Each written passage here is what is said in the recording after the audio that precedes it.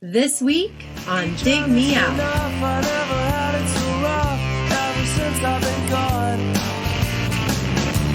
White noise swells in my head, making me worry. It's summertime. With your hosts, Jason Diaz and Tim Minichi. Jay, we're back again with another episode thanks to our Dig Me Out Union on Patreon. You can help us make the next episode happen by joining us at dmounion.com or digmeoutunion.com. And Jay, speaking of the union, yeah, it's union member time. Oh, nice. Where we head on down to the union floor, hit the stop button, call up one of the record suggesters. Stop the line. Yeah, stop the line of music opinions. We have an announcement to make. Put down your blogs. Put down your Spotify's and your whatever. Anyway, let's welcome back to the show Tara McCook. Hi, Tara. How you doing? Good. And as the daughter of a union member and a union rep, I always appreciate that introduction. Well, my wife's a union member as well. So we are a union household. That's how I get my health care. So always very happy with that. You have joined us more than a few times before for some interesting episodes. There's been no rhyme or reason to your picks. They are purely personal. There's no logic behind them other than you like them. And that's what I like. It was the Nixons back in 2018, Fighting Gravity in 2019, Indian Ocean in 2020, Cowboy Mouth in 2021, and New Radicals in 2022. So continuing this trend of having no clue what you're going to pick next, share with our audience your pick for 2023. Well, this time we decided to go a little bit more personal, but still kind of fun to discuss. And we went with Fight Songs by the Old 97s. The Old 97s. Jay, are you familiar with this band? I've come across this band a couple times. So I think in the late 90s when I think you and I were dabbling in the alt country world, this band would come up.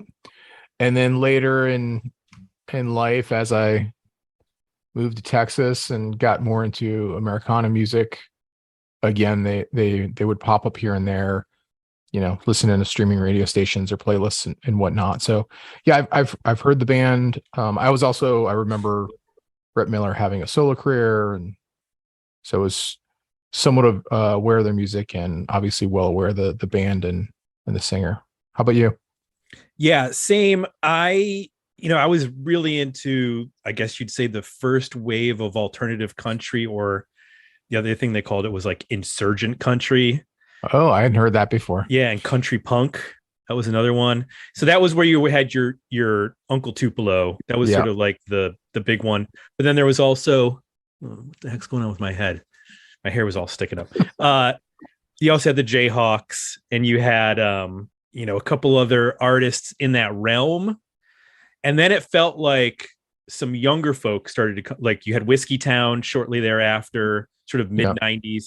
That's when the Old 97s sort of, I know they started in 92, but I didn't really, and their first album came out in 94, but I don't think I caught wind of them until Too Far to Care in 97, because that was the first one on Elektra Records. And that was their, I want to say their third album.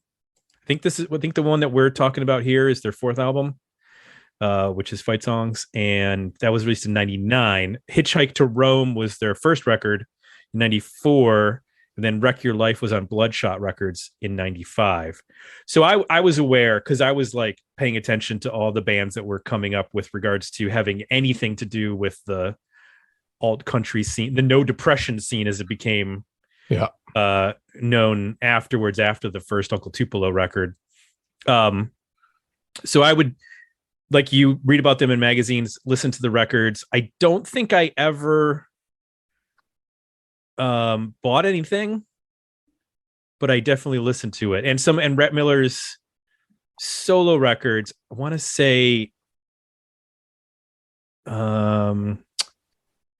is it The Instigator? Maybe that was the one of his solo records. I remember that one. Anyway, how did you discover this band, Tara? When did they come into your purview? So I didn't actually catch on to the 97s and 90s. My beloved husband, long career ago, we were still friends, was in college in DC around a whole bunch of people from the Northeast corridor who really enjoyed making sport of him being Southern. And he kind of like started leaning into more Southern things when he got to college. I did a little interview with him because he was sort of the gateway into all this. And he got into them with Satellite Rides, actually. So it wasn't even this record. It was fully into the 2000s when he really kind of jumped full speed into the scene and was hooked from jump because he was always kind of a country fan anyway, especially Texas influenced country. So the Texas swing kind of sounds, especially in early records, really kind of hit him where he was. And so the 97s and Rhett Miller were really kind of a part of our like 20s. And with tons of shows, I'm actually wearing one of his shirts from the Rhett Miller solo show he went to as the Black Cat in DC, where he was in the merch line, and the meet and greet line with Rhett was full of women our age, like fluffing their hair and fixing their makeup. Trying to see. But yeah, like tons of personal memories up to and including New Year's Eve 2007 into 8 at the Longhorn Ballroom in Dallas. They played a show where I was there with my then husband, my now husband, and one of our other friends, because my life is interesting, at a show with 2,000 people and 2 bartenders. Oh. New Year's Eve. Huh. There wasn't a riot? No, music was that good. Okay. Whew. But yeah, it was getting dicey there for a minute. Well, our folks over at Patreon had some comments about this. We'll share the poll results. Every album like this gets a poll, and our patrons get to vote were the album better EP or decent single. We'll share that at the end. These are their comments. Patrick Carter said, Rhett and the gang succeeded with a very enjoyable album, more rock than all country, but that can be excused. How 19 did not become a college radio staple is beyond me. Jim Copany said, I remember this being their more pure pop album after the breakthrough Too Far to Care, and thinking the band had somehow managed to clean up and punch up their sound even more than I thought possible. So I was a fan of this album, but it also didn't hurt that one of my friends recorded an early album of theirs in Chicago. And by the time this album came out, Chicago had sort of become the old 97 second home. So I might have been biased in my judgment of the band's output around this era of their existence. Well, that's pretty cool. Have a little personal connection. Bill Davidson said, worthy album. Easy choice for me. Yes, it may be a disappointment for fans of the driving country rock sound of Too Far to Care. There are also many great tunes on fight songs. Jagged, which sounds like an up-tempo version of the Bottle Rockets' $1,000 Car. Captures a little of the alt-rock guitar sound so common in the 90s. Oppenheimer, not about the man behind the Manhattan Project. Indefinitely more a typical old 97's country rock track. Murder or a Heart Attack, and 19, Rhett Miller classic. It's a little bit alt country, a little bit adult album alternative rock and roll. That is a hard phrase to say. It's a preview of what was to come on Satellite Rides and Rhett's solo debut, The Instigator. Mike Bankin said, I don't know this one at all. Well, hopefully he checked it out. Gavin said, hadn't heard of this. The band name sounds like they'd be a cover band. The guitar tone is interesting at times, but this isn't for me. Jeff Gentis has heard an old 97 song or two before, but that's it. At first listen, it sounded like some kind of paint by numbers, adult contemporary alt country. Not objectionable, but not compelling. After a couple more listens, some of the tracks began to pop, and I'm going to keep listening. I don't know what 21-year-old me would have thought about this. Did these guys go dad rock before Wilco did? I feel like we need to actually explore at some point the dad rock phenomenon, because kind of unclear what exactly qualifies as dad rock. Yeah. Because none of the dads that I hang out with listen to Wilco. And then the National is another one that gets mentioned as a dad rock band. I'm like, nobody I know listens to the National. Right. Yeah, you got to be pretty hip dad to be listening. They're still listening to like the generic radio station that plays Pearl Jam's Alive 4 times a day. Like that's not really dad rock. Yeah. I mean, for us it is, but that's a different story. Anyway, little bit of history. History of the band. About this band, just so people are aware. Formed in Dallas, Texas, right up the road from you, Jay, in 1992. The members are Rhett Miller, guitar and vocals, Murray Hammond, bass guitar, backing and lead vocals, and acoustic guitar, Ken Bethia on lead guitar, backing and lead vocals, and Philip Peoples on drums and backing vocals. They have had some substitutes for when a certain member couldn't tour. Interestingly, in 2017, their drummer couldn't tour, so Fred Armisen toured as their drummer. Wow, nice. Yeah. It's good to know he can get a gig here and there, to supplement his right. his other creative endeavors. I don't know. Maybe they don't pay the bill, so he's got to tour every once in a while to make some money. I can't imagine that's the case. And they are active. I mean, they put out their 12th official album in 2020. It was called 12th. They've also done a number of EPs, live albums. They did an EP with 2 duets with Waylon Jennings back in 2013. And so they've been consistent, and Rhett Miller has also been consistent. He's had solo records out basically almost every other year or every 3 years in the 2020s. He just had an album out last year called The Misfit. And yeah, so he's a busy guy. I wonder if I'm curious about, we read about what people do to supplement their music income. Like people who write for kids shows or people who own bars. And I'm curious, like, I can't imagine the old 97s sell enough records to live off of that income. So I wonder if he writes songs for other people or, is a collaborator or anything like that. Tara, do you have any idea if he's doing any outside stuff? Well, they probably make a pretty fair amount of money off of the song Questions, which is not on this record, it's on the next record, but that's the song that was used in both Scrubs and Ed on the same season for proposal scenes. It's the Someday Somebody's Gotta Ask You. Yeah, like you've heard it. As soon as you heard it, like okay. Yeah. And Rhett Miller himself is fascinating in a lot of ways because he's big into podcasting. He's done some work for the podcast that the writer John Moe does about mental health. He wrote the theme songs for, I think, both of them. He has his own podcast about creativity. He's kind of a fascinating dude in his own right. You go on a tangent about him for days on end, but he's also done some writing. He's written some children's books. So there's some other interesting avenues. The guy's fascinating, and also stated when on a writer. So there you go. I think it sounds like he's doing just fine. Yeah. I have some Rhett Miller trivia. Oh, okay. It's on his Wikipedia page, so it's not. Oh, okay. But unless you read it, I did. Apparently, his grandfather was the owner of the Dallas Texans. What? The original NFL franchise that only lasted half a season. Really, only half a season? Yeah, they moved to play the rest of the year out in Akron, I think.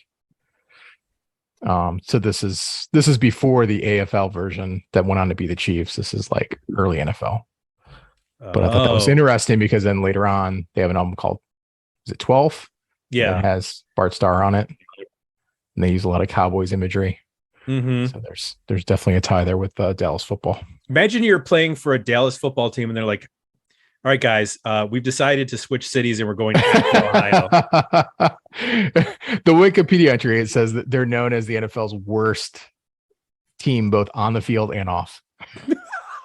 That sounds it needs a 30 by 30. 30 by 30 on ESPN.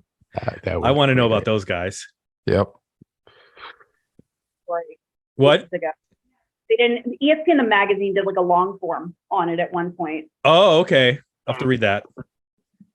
The other thing Rhett Miller did that I forgot to mention was, and I don't know how I forgot this considering how pervasive it was, is that during the pandemic in the early days, he effectively was the artist that launched Stage It into popular existence, because he did 3 Stage It shows a week for like a year from his house to keep from going insane. Oh. A lot of them. We heard a whole lot of Rhett Miller playing acoustic guitar in 2020 and 2021. That's how you remember the pandemic? Oh yeah, and it was always in his office against a red wall with like all of his guitars, and it's like you pull it up on the TV and this is what we're doing. So one last piece of trivia. The old 97s appear on the Guardians of the Galaxy holiday special as the rock band Miz Talak and the Nowhere Men, who sing the song "I Don't Know What Christmas Is, But Christmas Time Is Here."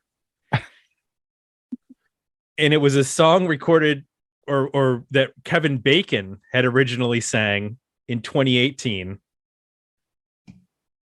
I don't understand. No, that's not right. Oh, they did a second song from 2018 called "Here It Is Christmas Time" with Kevin Bacon singing lead, because Kevin Bacon was in the Guardians of the Galaxy holiday special as himself, as Kevin Bacon.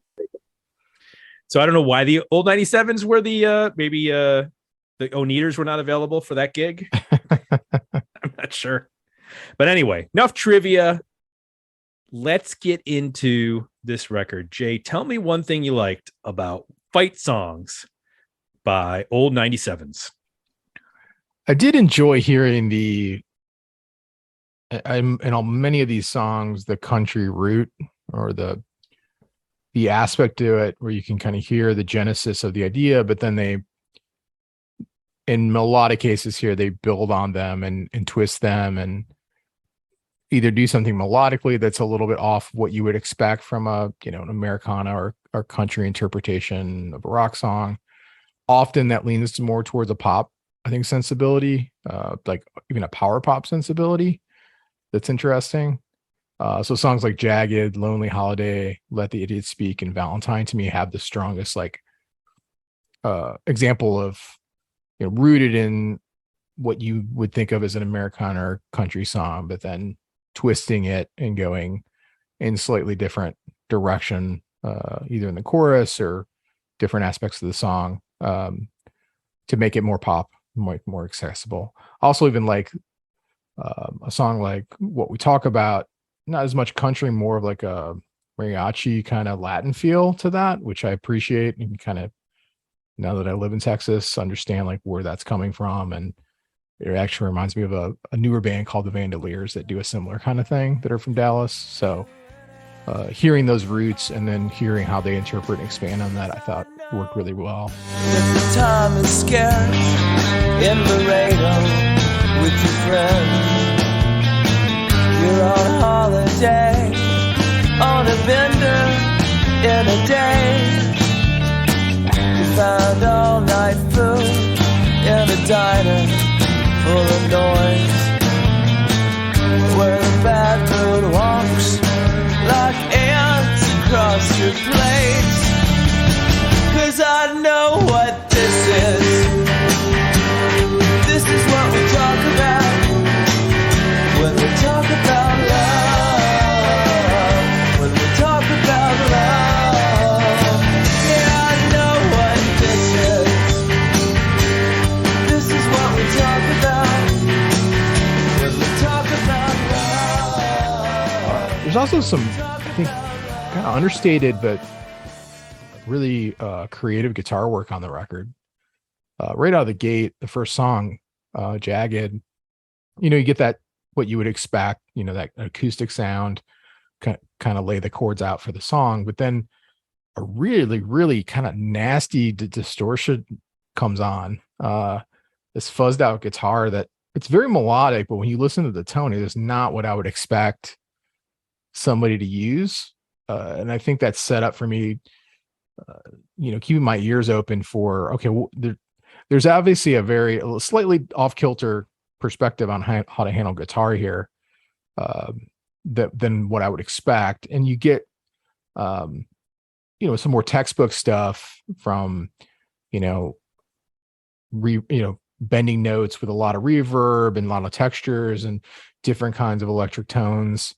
But there's some really cool guitar solos. There's also some really strong melodies, in particular that guitar lines that start songs off that then the vocal picks up on. So, they're kind of thematically important. There's also a lot of really cool guitar parts that are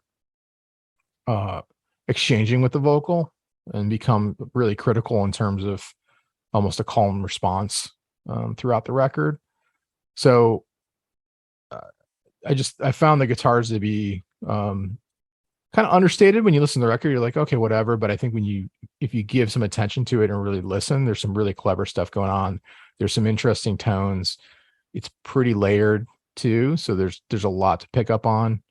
And there's some creative solos and melodies. And then the last thing is just there's some songs here where I think it really goes over to the pop side and steps out of, kind of that country core, that Americana core. And a couple of those songs I thought worked well in that they did some creative things with instrumentation and production to really grab you with a cool musical hook, or even a vocal hook. So like Oppenheimer is a good example. There's that little turnaround where it's playing a guitar, but it also is layered up with some, I think, bells or something, but it just gives it this like 60s pop vibe to it. Busted Afternoon was another example where there's this little interlude in there that almost gives it like a Partridge Family or Monkeys kind of feel. Like, so it's just kind of I think a unique way to make the pop stuff really stand out, be different, and also call back a little bit, maybe to, to more of a 60s pop sound. 19 is a similar in that it uses these layered vocals, which they don't, use a ton on the record, but that's an example where, when they get to that hook that they layer the vocals on a little bit more and it really helps pop it up a little bit. So even the songs that, are a little bit more straightforward in terms of, not being so genre oriented. There's a couple on here. I think they're really clever in how they do use production to really make the hooks work better. What worked for you, Tim? Well, I started this talking about how this was sort of like second wave alt country and tied them to Whiskey Town, who we've talked about. Yeah. And my problem with Whiskey Town and Ryan Adams, besides his creepiness, is the fact that I don't necessarily believe him as I don't believe his shtick. Like, it seems like he's playing at being a country singer rather than actually living it. I don't know what that means exactly. I get a sense of inauthenticity from him. Yeah. And I don't get that from Rhett Miller in the 97s. Like, I feel this feels very genuine. And like you mentioned about the 60s pop, like a song like Busted Afternoon has a very Byrds-esque feel.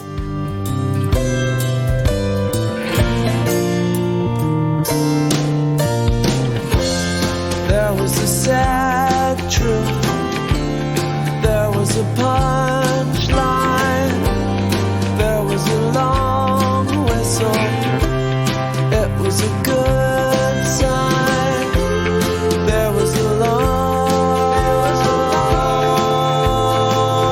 goodbye. There was a long goodbye. In a dream, on a bus, on a busted afternoon.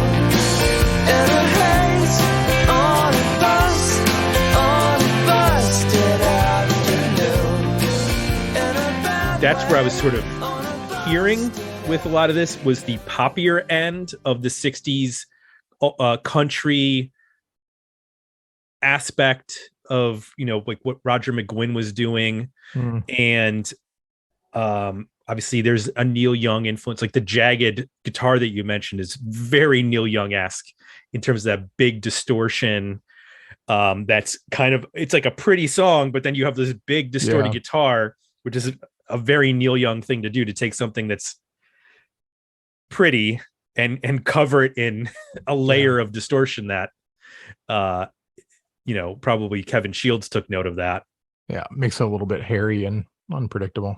Right. And that's what works best for me on this, because it reminds me of what I was originally attracted to with Uncle Tupelo, was that weird combination of these lyrics and approaches that are steeped in country music, but then applying subtle alt rock aspects, or punk, if you want to talk about it in Tupelo's sound.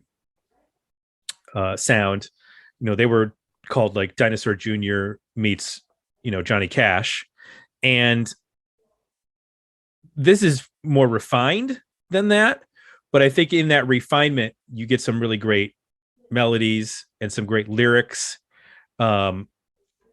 Rhett Miller's just, he's got a really nice voice. Like it just kind of like sits properly. It doesn't, even though it's definitely mixed in almost a pop sense, like it's a very upfront vocal, I don't get the sense that it's like separate from the rest of the band. Like it feels like a band playing together. It's just clear that they were trying to, you know, mix for radio, which made sense because, you know, it was anything goes at this point in the 90s. So they could have easily, I don't know what this did in terms of college radio, and it's a little too early for satellite, but I'm thinking like, you know, satellite radio probably, I haven't had a satellite radio in like 10 years, but I remember there was like a whole channel dedicated to like country and alt country and stuff like that. And I got to imagine that Rhett Miller and Old 97s get played on there somewhat, because it's like, it's just perfect. These are like 2.5 to 3.5, mostly a couple 4-minute long songs, but they're really tight. They're catchy. He's got a good vocal. He knows where to find a hook. And I like the fact that they touch on some country sounds in terms of like a shuffle beat. Yeah. Like that will happen. Or, you know, you hear the bass line, you'll hear that stuff, but it's not overwhelming. Like it's not going to turn somebody off that like, I don't like country. Yeah. It's only like a little bit here and there, a little taste, but for the most part, these are kind of straightforward alt rock songs with country twists. Like they find a way to twist them. And I can understand, like in comparison to the previous record, which is really the only one other that I know, like that is a little bit more in the country end of things. Whereas this, they refined it, which makes sense. I mean, that's the natural trajectory for a band. That happened with Uncle Tupelo. It happened with, you know, the Jayhawks. They got more streamlined, and they made like a pop record with Smile around this time as well. So it makes sense. They were using like drum machines and shit. Like tell me that the Jayhawks of Hollywood Town Hall would be utilizing drum machines by the end of the decade. Yeah. And I would have been like, yeah, okay, bud. Like that's not it. That's not happening. I'm glad that this band doesn't go that direction. I'm glad that the pop is still within the confines of a 4-piece band. Yeah. Did want to mention though, John Bryan plays on this album. He plays organ on Murder or a Heart Attack, which is really one of the really best songs on this record. Yeah, it is a good song. And I may be leaving myself open to a murder or a heart attack, but I'm leaving the back door open till you come back, and I may be moving myself closer to a real untimely end, but I'm leaving the back door open till you come home again. You come home again. And I told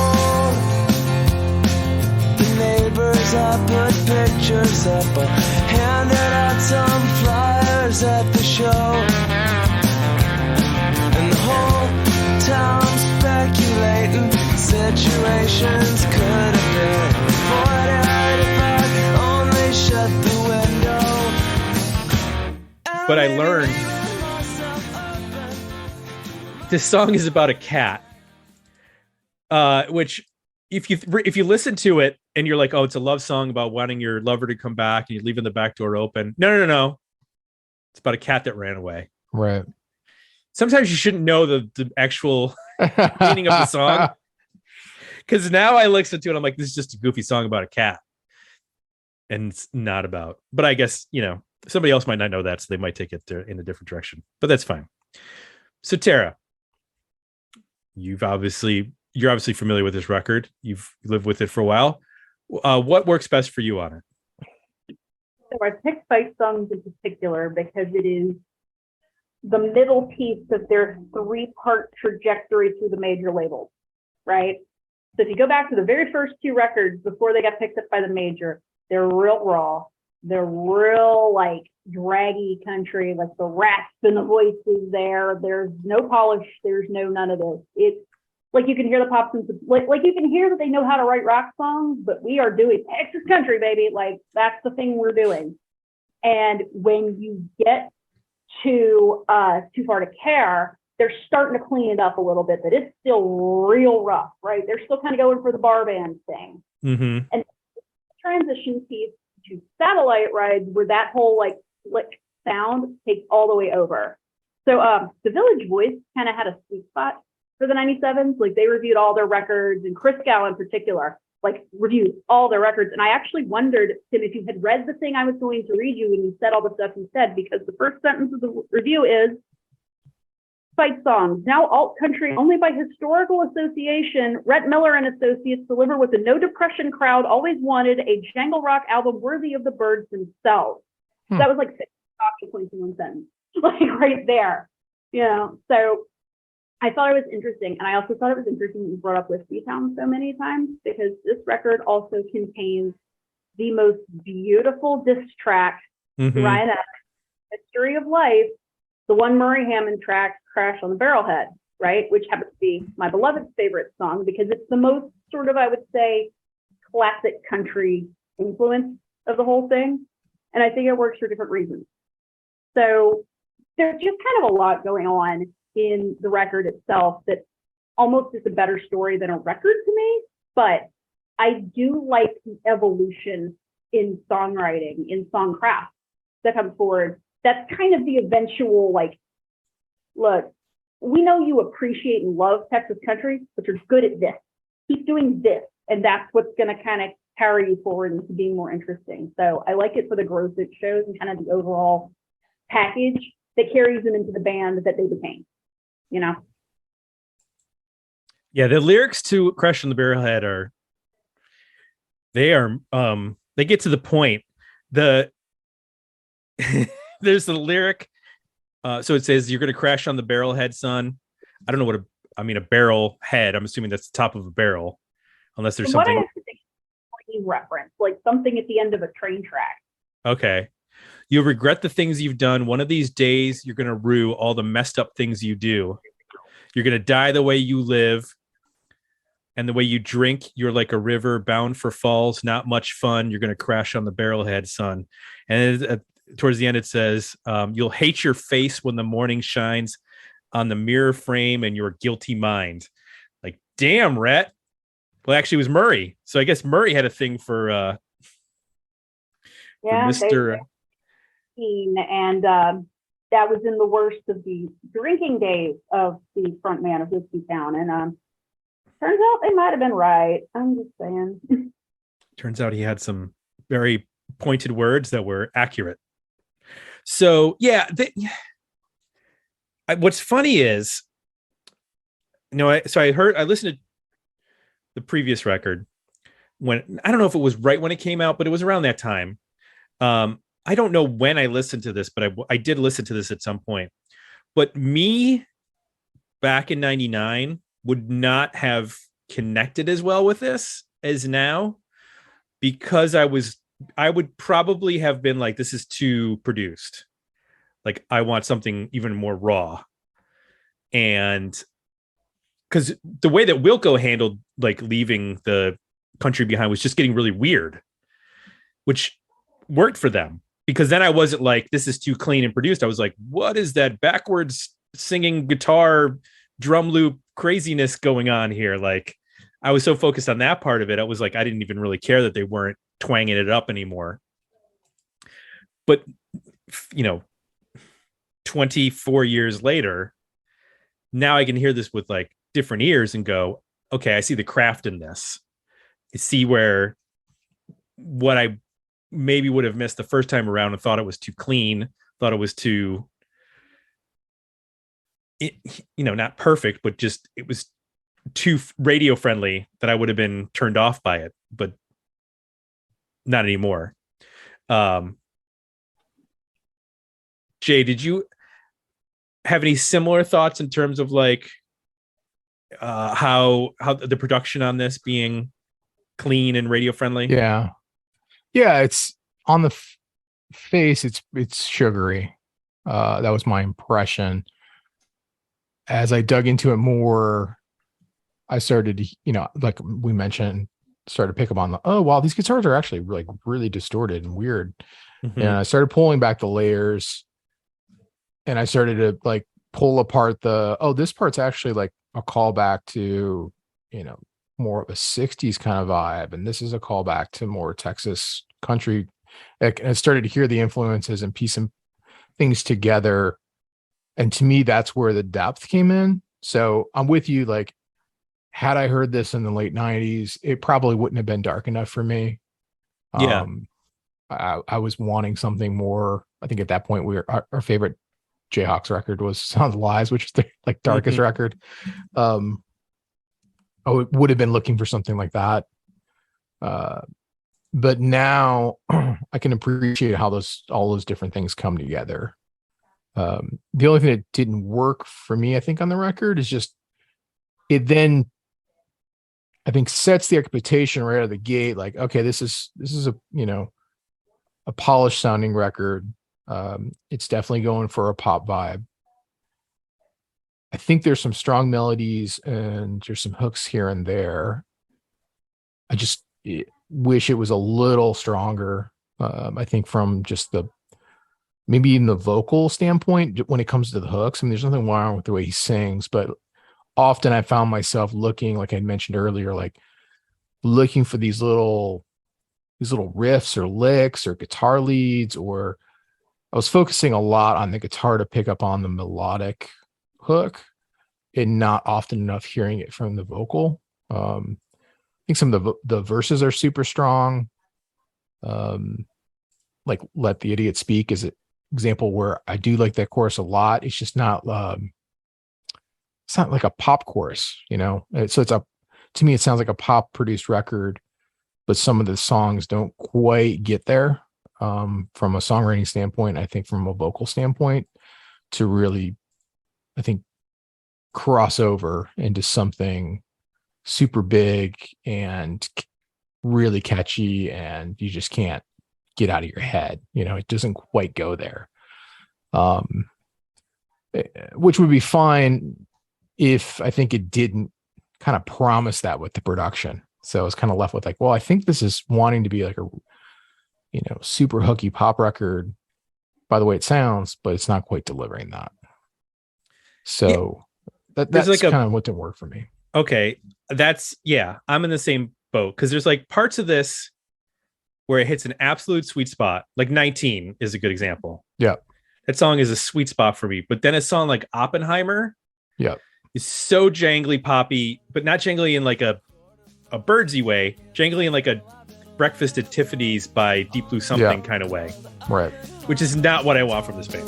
There were stars in her hair beneath the quarter moon. In this girl, we were going somewhere on a road called Oppenheimer.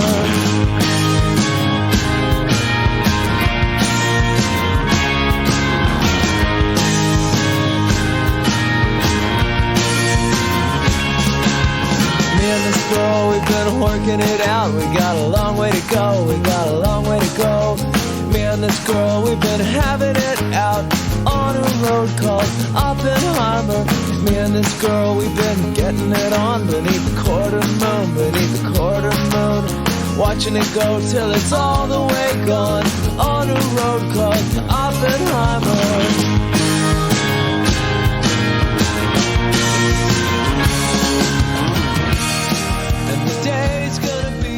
Or if you're going to do that, you need to be as hooky as that song is.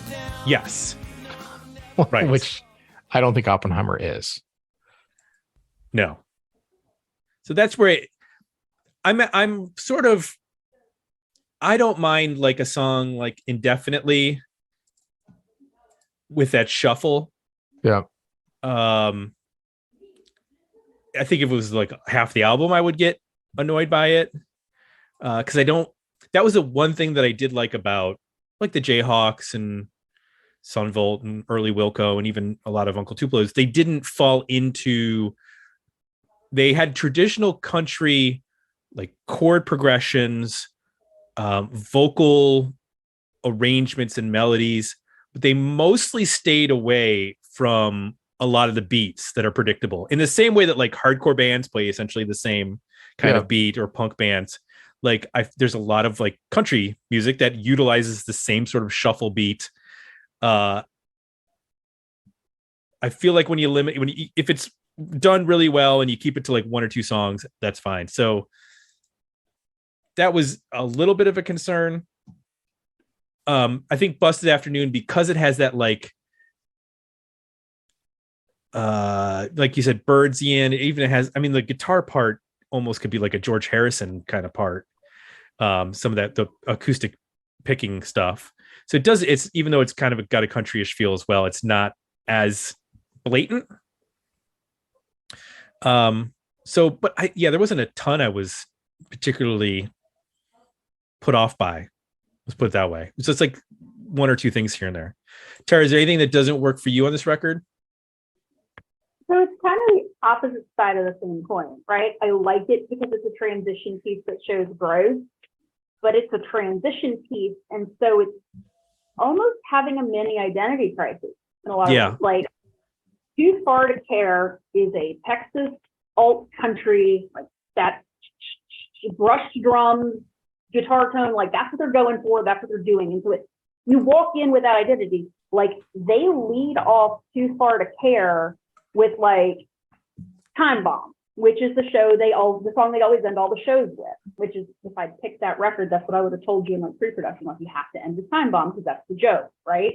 But it's, this monstrous bar song and all the songs that kind of follow through it, like, you get the Barrier Reef and he's in there like, my name's Stuart Ransom Miller and I'm a serial lady killer, like there's a thing on that record. They start you out in a different direction, just like Jay said, but they don't quite go all the way through. Like they're still kind of living in both spaces. And Satellite Ride drops back a lot of it. It's the rest of the evolution, which also happens to be the end of their major label journey.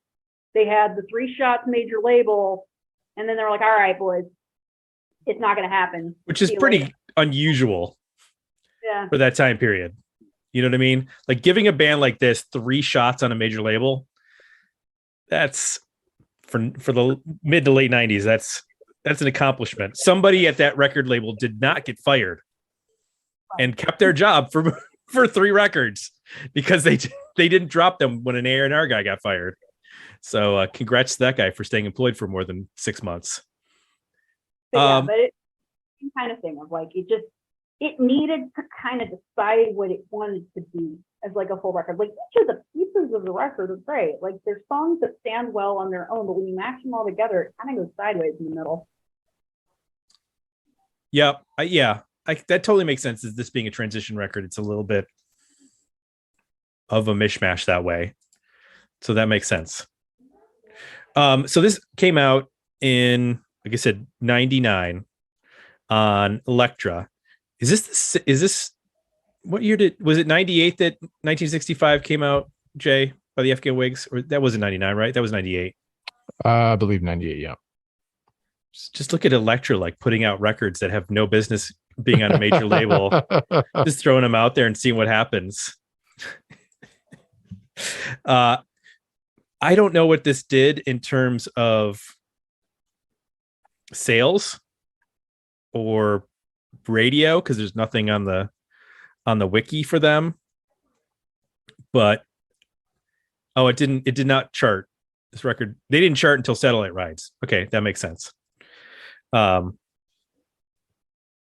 So I guess it's not surprising. I mean, there isn't like a killer single on this that would make sense for either people were talking about adult alternative radio or college radio. I mean, I guess, I don't know what, if you were going to pick I guess Murder or Heart Attack would be the single, right? Because it's got a catchy hook. It's 340. I mean, it's like perfect single length. Yep. Starts with the hook at the beginning and probably the strongest chorus on the record. Yeah. Maybe 19. They released both Murder or Heart Attack and 19 as singles, and they charted in the top 10 of the AAA chart. Of the AAA. Okay. 6 and 9 respectively. And then I guess that was probably the strength that got them the one more shot. It was, okay, maybe you had a top 10. Right. And then Satellite Rides came out in March of 2001. Now what's interesting is when you go to the Wikipedia, they have genre, and for Too Far to Care, this genre is alternative country rock.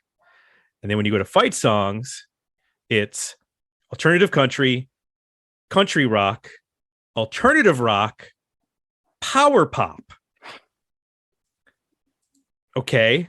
And then when you go to Satellite Rides, it's alternative country and power pop. So apparently power pop is, I don't get power pop from this. I get jangle rock or jangle pop, but I don't get necessarily a power pop. Like, I don't see the line from this to Cheap Trick or this to Big Star, but I do see it to some of the jangle pop bands. Like, I can see the connection between this and even Matthew Sweet, but like the earlier stuff, the more jangly stuff, not the more riff rocky stuff. But is power pop a legitimate comparison, Tara, or genre distinction for this album? I don't think so. Get it from, so going real back in the earliest days of these guys playing together, they had a power pop trio. Murray and Rhett had a power pop trio, and they called it Sleepy Heroes. It's on Rhett's Wikipedia page. They talk a little bit about it. So I almost wonder if it's like they're dragging that association forward. But yeah, I mean, not really. No, like, I think Matthew Sweet and even, like a more musically talented version of some of those late 90s one-hit wonder bands, like Eagle Summit thing, there's a ghost of that in there. But I don't see power pop. Nah. Yeah, I don't.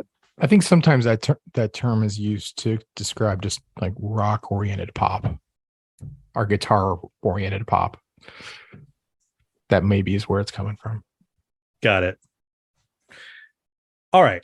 Just my guess.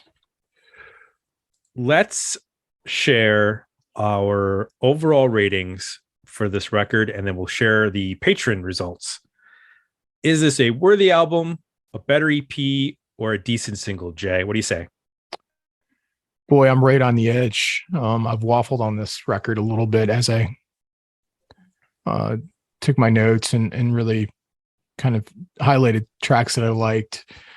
I'm going to go at an EP and stick with the stuff that I think is strong and I haven't waffled on. Like Oppenheimer is a good example of a song where, like, sometimes I've heard that and thought about it and listened to it and can hear, like, okay, yeah, there's some really creative things in here, and I like melodically what it's doing and what the guitars are. But then there's other times it comes on and I just find it a little like lackluster or irritating. So I'm going to rule out the songs that like that and go with Jagged, Lonely Holiday, What We Talk About, Murder or Heart Attack, Busted Afternoon, 19, Let the Idiot Speak.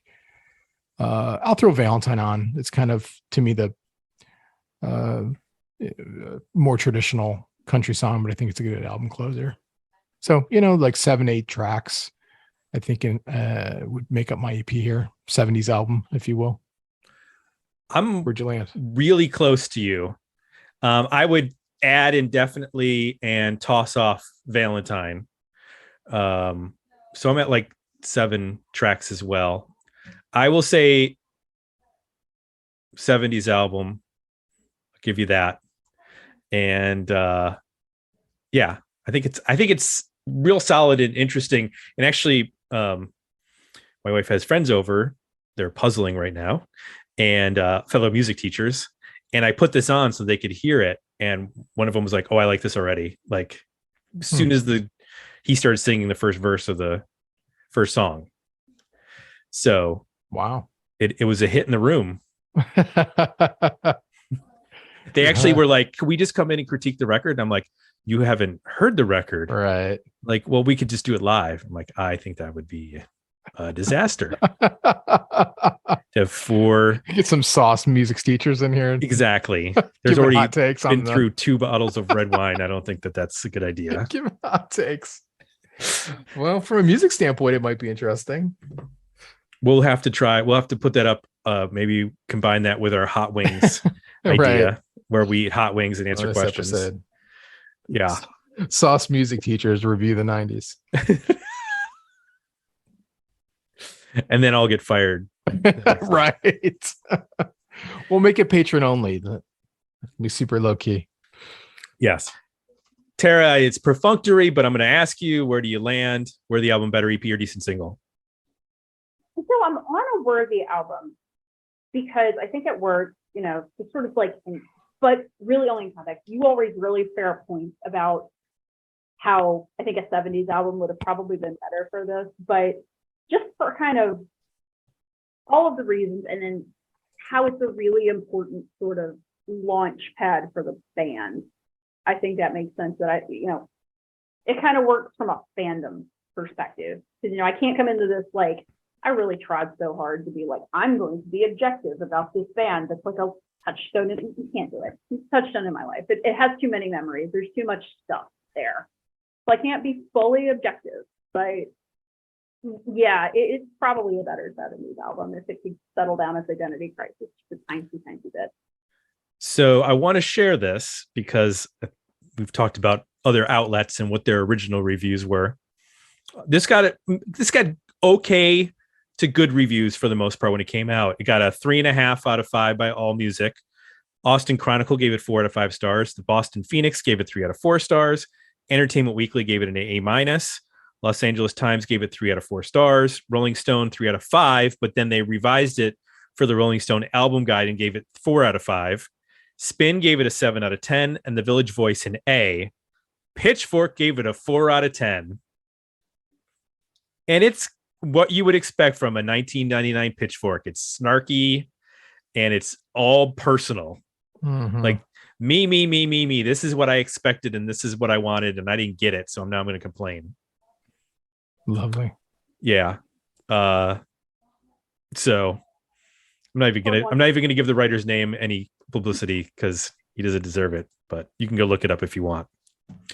Our patrons, for the most part, they were on Worthy Album. 70%. That's a very strong, yeah. a very strong result. 10% better EP, 20% decent single. So the few people that this didn't work for, it didn't work for, which is fine. I know a lot of people who don't like alternative country. Like it's like the most boring thing in the world to them. They want pop music or they want, metal or whatever. And this is not for them. And that's fine. But 7 out of 10 people who voted for, Worthy Album, which it's actually 10 because there were 10 votes. So that worked out. So it was 7 out of 10. It wasn't just the percentage. It was the actual number. If you would like to be like these people, you can join us at Patreon by going to dmouunion.com or digmeoutunion.com, just like Tara McCook did. Tara, thank you so much for joining us for another episode. We know you're busy and you don't get to like hop onto the Discord and have conversations and all that kind of stuff, but we appreciate whenever you're able to hop into the comment section and lead some comments, because we get different perspectives. Like when you talked about No Doubt and how important they were to you, that was a different perspective than a lot of people gave. So I appreciate that. I'm excited to actually have picked something that the others like, especially after last time. Well, I don't think of it always as like it's good to that everybody likes. Like, I think it's, I mean, yeah, you want everybody to like your pick, but I also think challenging stuff is interesting too from time to time, that you're just like, I didn't get it. I mean, there's talent here, but I have no idea what's going on. Or it's 45 minutes of noise from Japan. And we have, and you're just like, I guess this is punk rock. I don't know.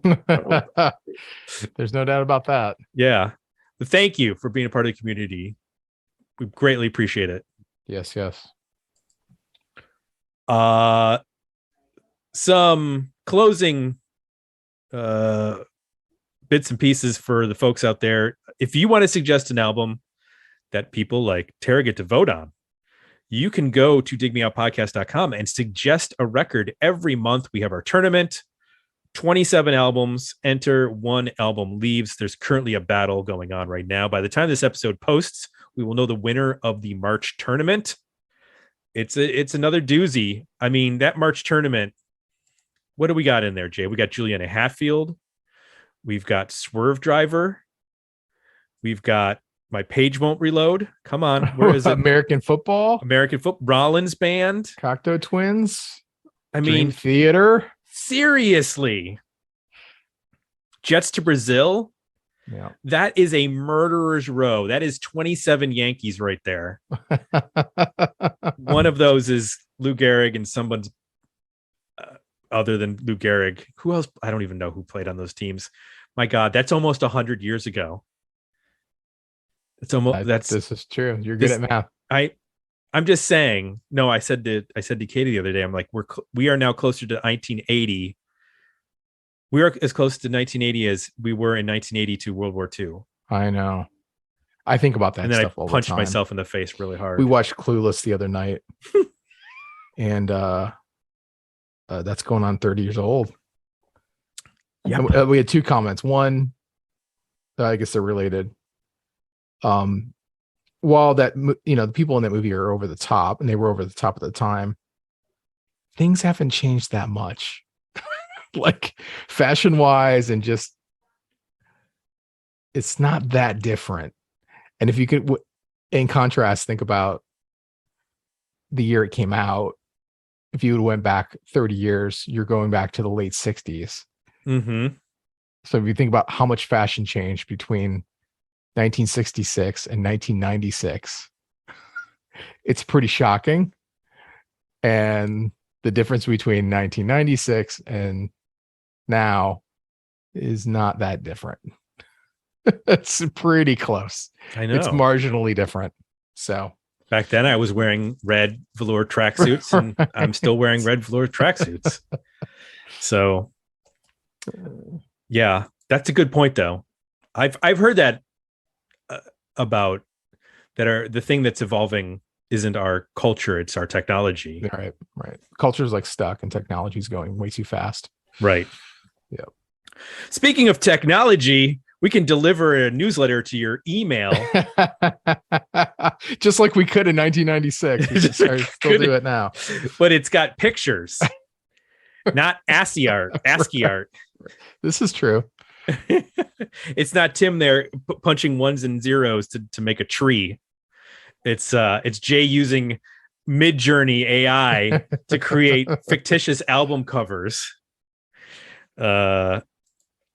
So the box newsletter goes out every week. You can sign up for it at digmeoutpodcast.com, and you can read it when you're a patron. 2 reviews of new releases music, movies, books, TV shows relevant to 80s, 90s, and the aughts music that we cover. Lastly, Apple Podcasts is where you go to leave us kind words and positive feedback. For Jay, I'm Tim. We're out, and we'll be back next week with another episode of Dig Me Out. I was only 19. I was only 19.